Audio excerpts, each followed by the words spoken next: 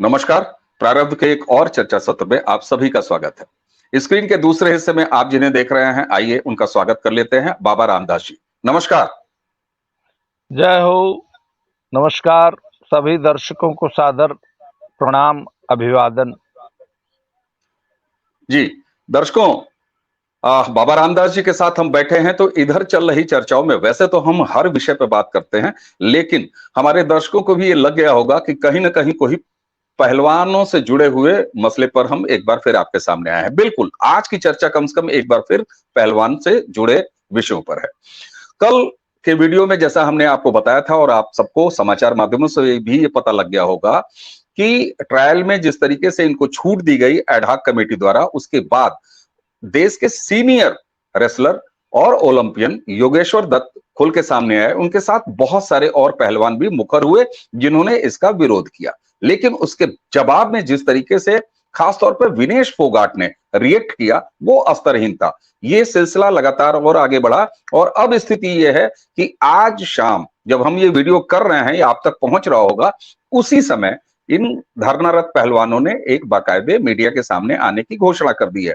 आरोप प्रत्यारोप का दौर चल रहा है, लेकिन एक पूरी मुहिम के तौर पर योगेश्वर दत्त खड़े हो गए हैं और योगेश्वर दत्त ने आर्थिक अनैतिकता का आरोप लगाया है इन पहलवानों पर। तो आइए इसी मुद्दे पर आपको अपडेट करते हैं और बाबा रामदास जी से बात करते हैं, हमारे खोजी पहलवान से बात करते हैं। सर, क्या अपडेट है? सर, अपडेट ये है कि अंग्रेजी में एक टर्म है जिसको स्लग फेस्ट कहा जाता है। स्लग फेस्ट मतलब गाली, हम लोग उसको हिंदी में बोलते हैं गाली महोत्सव।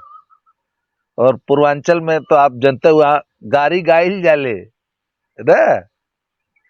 तो सर, कुश्ती जगत में कल से जो है गाली महोत्सव मनाया जा रहा है और विनेश जी जो हैं तो अपने से सीनियर बड़े भाई पिता तुल्य पहलवानों को जो है पता नहीं का गरिया रही हैं।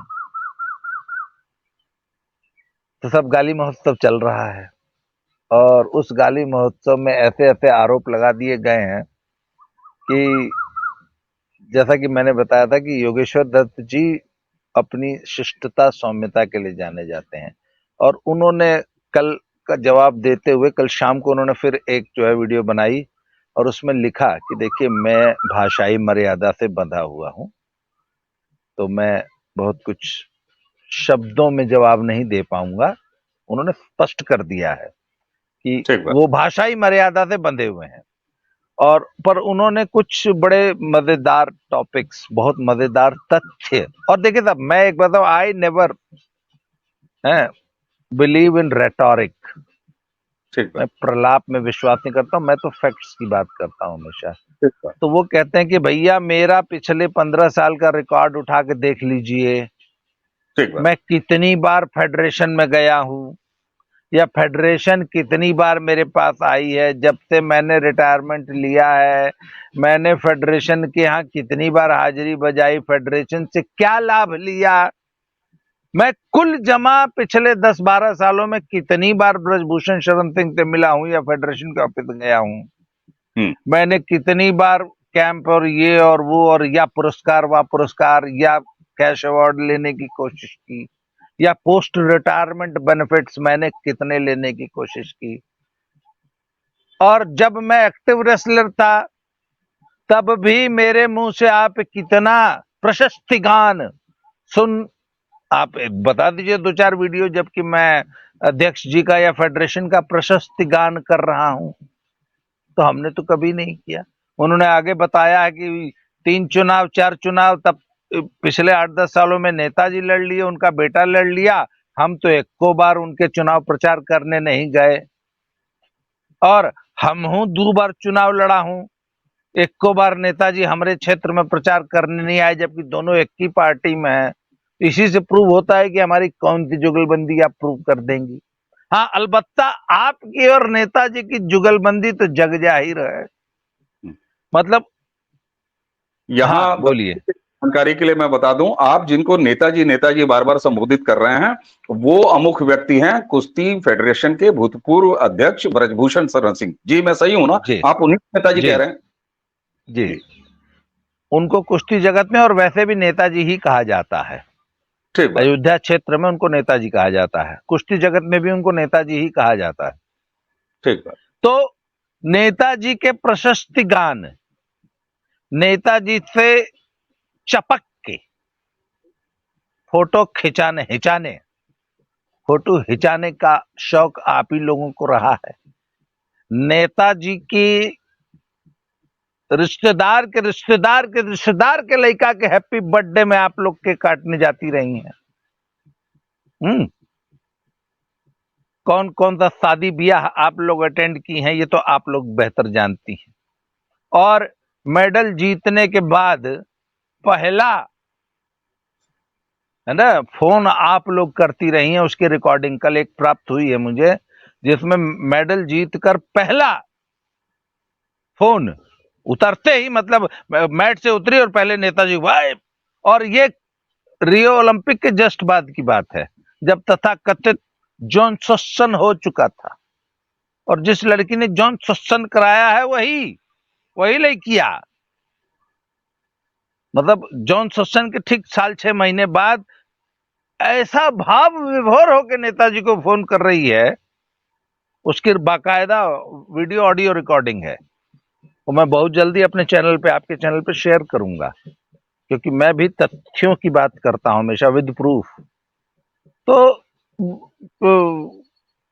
योगेश्वर दत्त जी ने कह दिया कि भैया किसकी जुगलबंदी थी, ये तो तथ्य बताएंगे, हमारी काय की जुगलबंदी। हाँ, हमको ओवरसाइट कमेटी ने एक दायित्व दिया था कि भैया इन पहलवानों के आरोपों की जांच करो। हमने जांच की, उस जांच में कुछ है नहीं था, क्योंकि आरोप फर्जी थे।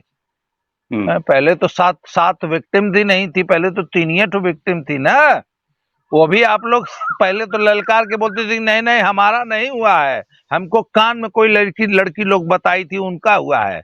उसके बाद आप लोग खुद विक्टिम बन गई ना। तो हम जब आपके ऐसे अनर्गल झूठे आरोपों की जांच कर रहे थे, हमने निष्पक्ष जांच कर दी। अब वो जांच आपके फेवर में नहीं गई तो आप तो हमको 4 बात सुनाइबे करेंगी। ठीक है। हाँ, और यहाँ पर एक ये भी तो है कि केवल उस कमेटी में योगेश्वर दत्त जी ही नहीं थे, उसमें तो मैरीकॉम भी थी और बाकी विशेषज्ञ भी थे।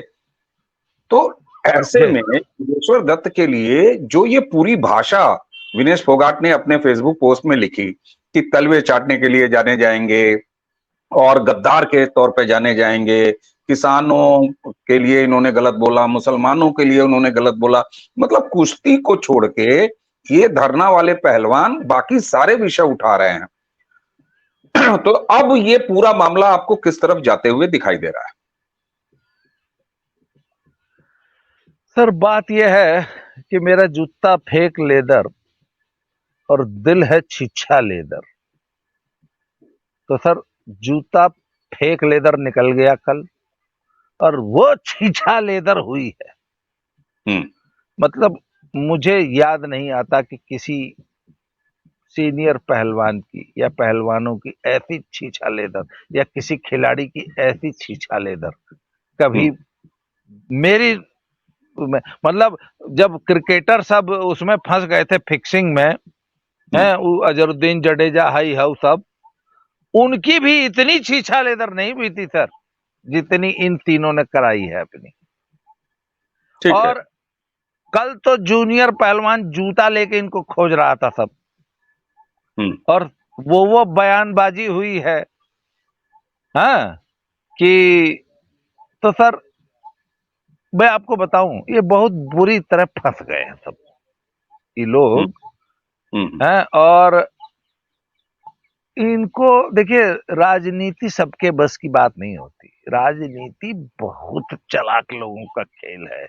और पहलवानी छोड़ के आप राजनीति जब करेंगी, अरे एमएसपी दिलाना, किसान की आय दुगनी करना, बेरोजगारों को रोजगार देना, है मुसलमान को यही बोल दिए, खालिस्तानियों को औ बोल दिए, ये सब पॉलिटिक्स का विषय है विनेश जी। आपको सिर्फ उठा बैठी मारनी आती है, पहलवानी आती है, वही करिए। हैं तो इन्होंने सर अपनी बहुत कायदे से छीछालेदर करा ली है और अब कुछ बचा नहीं है। और दूसरी चीज सुन लीजिए, जूनियर पहलवानों ने इरादे बता दिए हैं। वो सब ट्रायल नहीं देंगे, सिंगल बाउट ट्रायल नहीं देंगे। पहली बात, बाजवा साहब अपना फोन बंद करके गायब हो गए हैं। फोन न किसी का उठा रहे हैं। मैंने खुद, मेरे पास बाजवा साहब का नंबर है और बाजवा साहब को पत्रकारों ने, खिलाड़ियों ने, उनके पेरेंट्स ने, कोचेज ने सैकड़ों कॉल किया है। बाजवा साहब किसी का फोन नहीं उठा रहे हैं, किसी का जवाब नहीं दे रहे हैं, क्योंकि बाजवा साहब को पता है कि हमसे गलती हो गई है। ठीक। और जहां तक ट्रायल की बात है सर, आज अगर फेयर ट्रायल हो जाए ना, तो अभी मेरी एक कोच साहब से बात हो रही थी जी। 5 लड़कियां। पहली बात तो विनेश फोगाट का वजन बढ़ के हो गया है 60 किलो। पाकिस्तानी दुम्बे की तरह उनको चर्बी चढ़। पाकिस्तानी दुम्बा देखे हैं आप? दुम्बा समझते हैं ना? बकरे की एक प्रजाति होती है जिसके पिछवाड़े में कम से कम 20 किलो चर्बी होती है। इतना बड़ा एक चर्बी का लंप होता है, इतना बड़ा, मतलब फ्रेम में नहीं आ रहा है मेरा हाथ, थोड़ा और बड़ा कर देता हूं, इतना बड़ा। गूगल पे फोटो सर्च कर लीजिएगा। तो सर इनको पाकिस्तानी दुम्बे की तरह चढ़ गई है चर्बी। 60-62 किलो इनका वजन है। 53 किलो की ये पहलवान है। अब मैं आपको एक रेसलिंग की एक बता दूं कि पहलवान एक वजन में 5, 7, 10 साल तक एक ही वजन में मेंटेन करता है, क्योंकि उसकी औकात अगर 53 किलो की है तो अगर वो 57 किलो में लड़ेगा तो 57 वाले इनको जो है ना भूसा भर देंगे, क्योंकि इनकी औकात 53 किलो की है। ठीक है ना? ठीक बात। तो एक तो अव्वल तो इनका 53 किलो वजन आएगा नहीं, क्योंकि 7 किलो वजन घटाना मामूली बात नहीं होती। उसका एक शेड्यूल बनता है, टाइम टेबल बनता है, तब जाके वजन घटता है। और दूसरी बात है, 53 किलो की लड़कियां, कम से कम 5 इस वक्त नेशनल सर्किट में ऐसी लड़कियां हैं जो इनको मोर बना देंगी, इनको मैट पे उल्टा टांग देंगी। हो सकता है पांचों इनको 10-0 करें, पांचों। और अगर इनका वजन 53 किलो नहीं आया तो इनको लड़ना पड़ेगा 57 किलो में। तो 57 किलो में तो सर अब क्या बताऊं मैं आपको, 1 मिनट इनको मैट पे कोई खड़ा नहीं होने देगा। ये एक फैक्ट है, मैं फैक्ट्स की बात कर रहा हूं। ये एक बहुत कड़वी सच्चाई है कि इनके दिन लद गए हैं सर। अब इनको राजनीतिक, सामाजिक, पारिवारिक जीवन में समय देना चाहिए। ठीक है। अब सर कहानी खत्म है। ठीक है। अच्छा, 2 चीजें आपसे यहां पूछूंगा। पहली चीज ये पूछूंगा कि आपने कहा कि साई के जो अधिकारी हैं, सॉरी, ये जो एडॉक कमेटी के जो प्रमुख हैं बाजवा साहब, वो सीन से हटने की कोशिश कर रहे हैं, यानी पत्रकारों से बच रहे हैं मीडिया के सामने, और गार्जियन से भी बच रहे हैं, पहलवानों से भी बच रहे हैं। लेकिन आप इस बात को तो जरा सोचिए और इस बात को बताइए कि सरकार ने इनकी हर बात मान ली, इनको जो है ट्रायल से फ्री कर दिया। यानी एक तरह से कहिए कि जितनी भी इनकी मांगे थी, धरना पर बैठने की जो वजह थी, जैसा कि योगेश्वर दत्त ने कहा कि ये बैठे ही थे धरने पर इसीलिए, तो इनकी तमाम नाजायज मांगों को सरकार ने मान लिया वाया कुश्ती फेडरेशन। तो इस पक्ष पर आखिर सरकार ये सब नहीं देख रही है, या जिम्मेदार अधिकारी नहीं देख रहे हैं, खेल मंत्रालय ये नहीं देख रहा है? पहली चीज ये। दूसरी चीज, आज जो इन्होंने प्रेस कॉन्फ्रेंस करने की बात की है, तो उस प्रेस कॉन्फ्रेंस में ये और क्या कहने वाले हैं? क्योंकि विनेश फोगाट ने तो शाब्दिक और भाषाई बदतमीजी, मैं यहां कहूंगा, जो उन्होंने दिखाना था वो दिखा चुके हैं। अब कुश्ती का तो बात है नहीं, इन्होंने अपनी मनमर्जी जितनी थी वो मनवा लिया, फेडरेशन ने वो मान लिया, यानी सरकार ने मान लिया, जो तंत्र है, व्यवस्था तंत्र, उसने कह दिया, हो गया, ट्रायल पे नहीं दे रहे हैं ये। तो ये दोनों चीजें एक साथ कैसे चल रही है, सरकार का क्या पक्ष है इसमें? और दूसरा ये कि आखिर ये आज शाम को 7 बजे और कौन सी नई बात लेके सामने आ जाएंगी देश और समाज के सामने? सर ये शाम को 7 बजे विशुद्ध थेथरई, एक राग थेथरई होता है, थेथरोलॉजी जिसको शास्त्रीय कहते थेथरोलॉजी, उसको वो वेस्टर्न क्लासिकल में होता है, इंडियन क्लासिकल में राग थेथरई है। तो ये सब सर राग थेथरई गाएंगे शाम को 7 बजे। इनके पास कहने के लिए कुछ बचा नहीं है, फैक्ट ये है। और हैं। सर मुझे ऐसा लगता है कि नट को कभी भी इतना टाइट, नट को टाइट रखना चाहिए, नट बोल्ट जो होता है ना, नट को टाइट रखना चाहिए, पर इतना टाइट मत करो कि टूट जाए। हम्म। तो सर जूनियर पहलवानों के सब्र का घड़ा भर गया है। इतना अनर्गल नहीं बतियाना चाहिए कि छोटा बच्चा, अरे आप अगर बड़े हैं, आपका बच्चा आपका सम्मान करता है, तो उसको इतना मत पका दीजिए कि वो आपका कॉलर धय ले। बिल्कुल सही तो बात। सर इन लोगों ने जूनियर्स के साथ इतना अति बतिया दिया ना, इतना अति कर दिया कि अब जूनियर जो है इनके सामने आके खड़े हो गए। और जूनियर जूनियर कहते हैं कि "ए, मैट पे आओ, हम लोग राजनीति की भाषा नहीं जानते हैं, हम अपना कर्तव्य मैट पे दिखाएंगे, जंतर मंतर पे नहीं। आइए और लेवल फील्ड में मैट पे आके हिसाब किताब बराबर कीजिए।" ठीक है। और सर एक बात बताऊं आपको, इसमें एक टेक्निकल पेच है जो आम आदमी नहीं समझता है। आप ये समझ लीजिए कि जैसे फुटबॉल का वर्ल्ड कप होता है, तो एक ग्रुप में मान लीजिए 8 टीमें होती हैं, तो कौन किसको हरा देगी ये कोई गारंटी होती है क्या? नहीं, बिल्कुल नहीं। है ना? केहू केहू के हरा दे। ठीक है। तो 8 जब लड़ लेती हैं तो क्वालिफिकेशन पॉइंट से समझ में आता है कि कौन क्वार्टर फाइनल में जा रहा है, कौन सेमीफाइनल में जा रहा है। और अगर आप ये कहें कि तुम सबको हरा के जो फाइनल जीता उससे हमारा मैच करा दो, अगर हम तुमको हरा लिए तो हम वर्ल्ड कप हम लेके जाएंगे, सर ऐसा नहीं होता। बिल्कुल, ये तो है, ये तो साफ साफ हर आदमी को समझ में आ रहा है सर, ये आम आदमी को भी समझ में आ रहा है। ड्रॉ में अगर 8 पहलवान हैं तो 8 एक दूसरे को हराने वाले होते हैं। बिल्कुल। 8 में कम से कम 4 तो ऐसे जरूर होते हैं जो चारों एक दूसरे से जो है कोई भी किसी को हरा सकता है। इसलिए आप गारंटी नहीं ले सकते कि अगर ए ने अगर बी को हरा दिया है और बी ने सी को हरा दिया तो सी सबसे कमजोर है, ये गारंटी नहीं है। अगर ए और सी की कुश्ती हो तो हो सकता है सी जीत जाए। बिल्कुल। तो सर सिंगल बाउट ट्रायल उन लड़कों के साथ, उन 8 लड़कों के साथ जो ट्रायल दिए हैं, उनके साथ बहुत बड़ा अन्याय है, निश्चित रूप से। और सर अन्याय कोई कब तक बर्दाश्त करेगा? आपके सीनियर होने का कोई कब तक लिहाज करेगा? तो सर ये है सचमुच की कहानी। और अब खिलाड़ियों ने खिलाड़ी विद्रोह पे उतर आए हैं। आज जो सीन हमने देखा है, आज अखाड़ों से जो वीडियोज आई हैं और आज हमारी बच्चों से जो बातें हुई हैं, आज बच्चे पूरे विद्रोह पे उतारू हैं। ये सब नहीं होगा, हम ट्रायल सिंगल बाउट वाली ट्रायल देंगे ही नहीं। जी जी। सरकार के बारे में मैंने पूछा था कि इतनी इनकी अन्यायपूर्ण मांगे, इनको ट्रायल से छूट देना हो, चाहे इनको जो है हंगरी बुडापेस्ट भेजना हो, सरकारी खर्चे पर भेजना हो, इनकी इन तमाम नाजायज मांग को मांग के क्या सरकार कहीं इसमें ज्यादा सॉफ्ट नहीं नजर आ रही है आपको?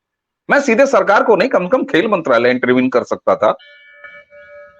नहीं, खेल मंत्रालय देखिए वो है ना, बाप आखिर बाप होता है, वो उसके लिए बच्चे बच्चे होते हैं, तो बच्चों के प्रति सॉफ्ट रहते हैं, अभिभावक हो जाते हैं। तो मैं सरकार को बहुत ज्यादा दोष इसमें नहीं दूंगा। है सरकार जो है वो अभी भी इनको अपना बच्चा ही समझ के ट्रीट कर रही है। सरकार ने अभी अभी इनको जो है कल्प्रिट, दोषी, है ना, अपराधी नहीं माना, अभी भी इनको बच्चा मान के ही चल रही है।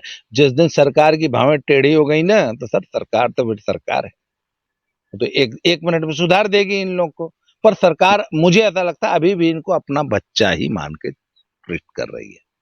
ठीक बात, सरकार इनको बच्चा मान रही है। शुरू में जो हमने एक बात कही थी कि आर्थिक अनियमितता मत कहिए उसको, आर्थिक अनैतिकता कहिए, इमोरलिटी, उसकी बात किया है योगेश्वर दत्त ने। और Yogeshwar Dutt he is such a senior wrestler, और सम्मान है, वो अपने विनम्रता के लिए जाने जाते हैं, अपनी सहजता के लिए जाने जाते हैं, अपनी गंभीरता के लिए जाने जाते हैं। उन्होंने आज के वीडियो में एक बड़ी बात की है और उन्होंने कहा है कि कुछ आर्थिक अनैतिकताएं भी हुई हैं एक खोजी पहलवान के तौर पर, क्योंकि आप इसकी इनसाइड खबरें बहुत सारी देते रहे हैं और पूरे देश में जो भी विमर्श हो रहा है पहलवानों के इस मुद्दे पे, आप लगभग एक खोजी जर्नलिस्ट की तरह काम कर रहे हैं, और शायद यही वजह थी कि हमने आपको खोजी पहलवान का नाम दिया। आखिर ये किस तरफ इशारा है, ये किस तरह के आर्थिक अनैतिकता की बात कर रहे हैं योगेश्वर दत्त? देखिए, ये ना योगेश्वर दत्त जी ने बड़ी दुखती रग पे बड़ा एक घिनौना पक्ष है इंडियन स्पोर्ट्स का, उसकी तरफ इशारा कर दिया है। मैं इस पे पहले भी कई बार आवाज उठा चुका हूं, पर आज आप एक्सक्लूसिव बातचीत में आपको मैं उसको बातों को रिपीट कर रहा हूं। देखिए, भारत सरकार ने 1984-85 के आसपास जो है द्रोणाचार्य पुरस्कार की स्थापना की कि कोचेस को भी पुरस्कृत किया जाना चाहिए, वो भी मेहनत करते हैं बच्चों के साथ जी। तो उसके बाद खिलाड़ियों को विभिन्न टूर्नामेंट्स जीतने पर प्राइज मनी देने का भी भारत सरकार ने और राज्य सरकारों ने और कॉरपोरेट हाउसेस ने, सोशल संस्थाओं ने, सामाजिक संस्थाओं ने पदक विजेताओं को नगद पुरस्कार देने का एक वो चलाया, करोड़ों रुपए पुरस्कार दिए जाने लगे कैश। उसके बाद समाज को और सरकार को ये महसूस हुआ कि नहीं, कोच भी बराबर मेहनत करता है और कोच के पुरुषार्थ के बिना मेडल नहीं आ सकते। तो यदि शिष्य ने बहुत अच्छा किया है तो गुरु को भी सम्मानित और प्रोत्साहित करने की जरूरत है। तो ये कैश अवार्ड स्कीम लेके आई। अच्छा। पर उसमें सरकार को ये अंदेशा नहीं था कि कुछ खिलाड़ी, सब नहीं, कुछ खिलाड़ी इतने, मतलब मैं शब्द थोड़ा सा संभाल के बोलना चाहता हूं, कुछ खिलाड़ी ऐसे निकल जाएंगे कि मतलब हद कर देंगे फलानी चीज की। तो उन्होंने, और कोचेस तो पहले ही कुत्ता बनने के लिए तैयार बैठे थे कि है बेटा हमारा नाम दे दो, हम द्रोणाचार्य अवार्ड लेना चाहता हूं। ओहो। तो जब आप पहले ही लेटने को तैयार हैं सामने अपने स्टूडेंट के सामने, गुरुजी घिघिया रहे हैं, रिक्वेस्ट कर रहे हैं, चार लोगों से सर्च सिफारिश लगा रहे हैं कि हे बचवा देखा तो क्या, तो यार हम बहुत ध्यान रख ले है बेटा, तुमको हम बहुत मुल्तानी मरवाया हूं, हमरो नाम दे दो बेटा द्रोणाचार्य के लिए। तो जब कोच जो है अपने स्टूडेंट का तलवा चाटने के लिए तैयार बैठा है, तो स्टूडेंट क्यों नहीं चटवाएगा? तो सर बाकायदे सौदेबाजी होने लगी। तो खिलाड़ियों ने सबसे पहला काम तो किया कि सबसे पहले तो आमतौर पे होता है ना, हमारे यहाँ तो कुश्ती जो है पारिवारिक परंपरा में है ना, रेसलिंग फैमिलीज होती है, लेगेसी होती है। तो पता लगा कि चाहे अखाड़े में उस्ताद कोई हो, है चाहे कोई भी हो, द्रोणाचार्य अपने बाप को दिलवा दिए, चाहे बाप एक को दिन अखाड़े में नहीं आए हैं, पर द्रोणाचार्य पिताजी ले गए या बड़ा भाई ले गया, कुछ लोगों ने अपने पति को दिलवा दिया। एक हमारी लेटेस्ट, हमारी ओलंपिक मेडलिस्ट हैं, उनकी शादी हो गई ओलंपिक मेडल जीतते ही। तो जब द्रोणाचार्य दिलवाने की बारी आई तो उन्होंने कहा कि नहीं, हमारे ससुर जी हमको मुल्तानी मारना सिखाए हैं। जबकि वो ससुर उसको पानी पी पी के गरियाता था कि लड़किया जो ना हमरे लड़का के पीछे पड़ल है, ये हमरे लड़का के सत्यानाश कह दे, और उसको बड़ी कुरूप ओठली कह के बुलाते थे। पर ज्यो मेडल आयल तो वो दुनिया की सबसे खूबसूरत, मतलब हूर, जो हूरों का वर्णन सुना होगा ना आपने, टीवी पे आजकल बहुत आता है, हूर ऐसी होती है। उस पर भी हम आपसे बात करेंगे, और वो तो नंबरों में है, 70 है, 72 है, 75 है, अलग से बात करेंगे। तो एकदम हूर से भी ज्यादा सुंदर रातों रात हो गई मेडल जीतते ही। और जो ससुर कल तक पानी पी पी के गरियाता था, उसी को द्रोणाचार्य दिलाने का प्रयास होने लग गया। जबकि जो सचमुच के कोच थे वो बेचारे, वो थोड़े से स्वाभिमानी थे, वो नहीं गए अपनी स्टूडेंट का पैर चूमने के, बेटा हम हैं, हमको भी दिलवा दो। ऐसी ऐसी सौदेबाजियां हुई हैं द्रोणाचार्य दिलाने में कि जब कोच साहब छात्र के सामने घिघियाने लगे तो लड़कवा जब उनको खूब तेल लगवा लिया अंग विशेष में, तो फिर जब गुरुजी का तेल का बोतल समाप्त हो गया तो बोले, हाँ गुरुजी कैसे आए? बोला, बेटा द्रोणाचार्य दिया दो हमको भी। तो बोला, गुरुजी कैश प्राइज हमारा रहेगा, आपको सिर्फ अवार्ड मिलेगा। तो गुरुजी इस पे सहर्ष तैयार, सुनिए, उस पे सहर्ष तैयार हो गए। तो उसने बोला, है गुरुजी ऐसे नहीं, कैश प्राइज तो पूरा हम लेबा करेंगे, उसके ऊपर भी 5-10 लाख दीजिए, तब हम आपको द्रोणाचार्य के लिए नॉमिनेट करेंगे। ऐसे भी केसेस हैं इंडियन स्पोर्ट्स में। शायद योगेश्वर दत्त ने उसी तरफ इशारा किया है जी। नहीं, वो उनका इशारा कुछ और है। अच्छा। तो ऐसे ऐसे द्रोणाचार्य बांटे गए हैं और लिए गए हैं, और ऐसे ऐसे अपने छात्रों के सामने श्वान योनि, श्वानवत प्रदर्शन किए हैं हमारे कोचेस ने। कुछ, सब नहीं, हमारे यहाँ 1 से 100 अभिमानी कोच भी हैं, ठीक है, पर कुछ ऐसे थे। उसके बाद कैश प्राइज कि बच्चा अगर मेडल लेके आया है तो हर मेडल के ऊपर कैश फिक्स कर दिया स्टेट गवर्नमेंट ने, सेंटर। वो भी, अरे भाई कोच को दिलाओ ना जिसने सचमुच तुम्हारे साथ मेहनत की है जी। तो अपने रिश्तेदार को दिलवा दिया। तो विनेश फोगाट जी पे ये ऐसा आरोप है कि इन्होंने अपनी शादी के बाद अपने पति के एक रिश्तेदार जो कोच साहब थे, उनको 25 लाख रुपए का कैश अवार्ड दिलाया। अब पति में और उस रिश्तेदार कोच में क्या सौदेबाजी हुई होगी, इसकी हमें जानकारी नहीं है, ना हम जानना चाहते हैं। परंतु आज के युग में कोई, there is no free lunch, आपको पता है। जबकि विनेश के जो असली कोच थे वो थे, एक तो इनके ताऊ जी, गीता बबीता के पिताजी।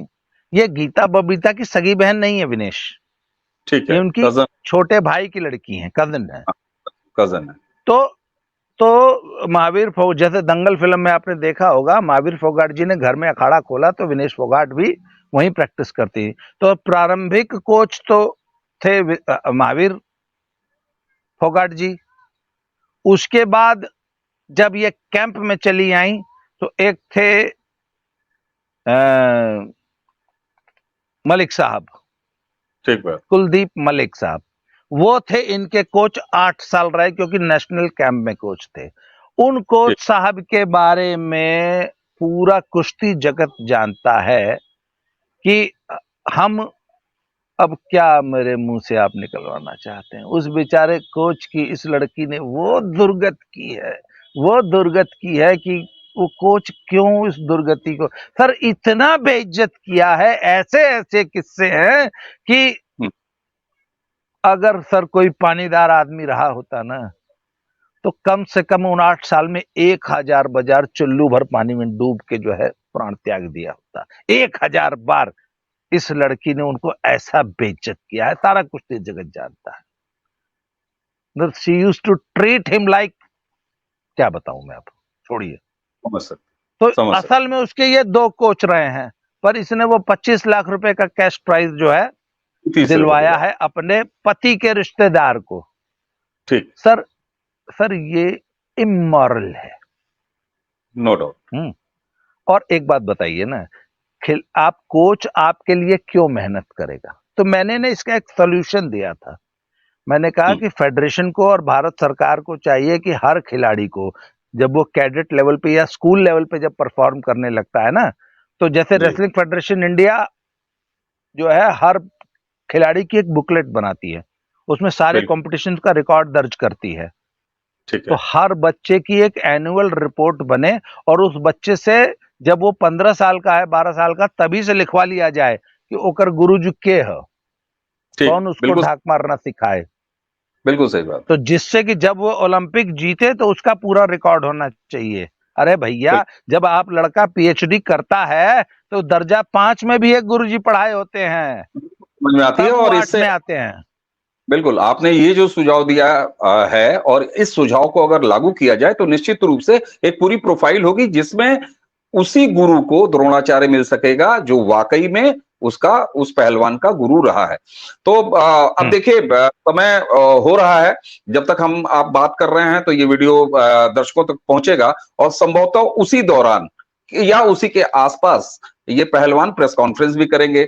आगे हम इस पर प्रेस कॉन्फ्रेंस में क्या निकल के आता है, क्या वो कहते हैं, हालांकि आप कह रहे हैं कि सिंपली प्रलाप करेंगे, प्रलाप के अलावा कुछ नहीं करेंगे, और ऐसा तो पिछले कई महीनों से ये दिखाई दे रहा है सर कि इन्होंने कुश्ती के बेनिफिट, कुश्ती के कल्याण, नए पहलवानों के लिए जहां ये रोल मॉडल बनना चाहिए था, वहां कुश्ती का बेड़ा गर्क करने के अलावा, सड़क पर अखाड़ा सजाने के अलावा इन्होंने और कुछ नहीं किया है। तो आज की चर्चा को देते हैं हम यहीं विराम। आपने बहुत सारी नई जानकारियां दी, योगेश्वर दत्त ने जिधर इशारा किया है आपने उसको तफसील से बताया, दर्शकों तक ये बात पहुंचेगी और अगली चर्चा जब हम करेंगे तब तक इनकी प्रेस कॉन्फ्रेंस भी सामने आ जाएगी। तो दर्शकों, इसी के साथ आज की इस चर्चा को देते हैं विराम और बाबा रामदास जी को धन्यवाद देते हुए आप सभी को करते हैं प्रणाम। नमस्कार।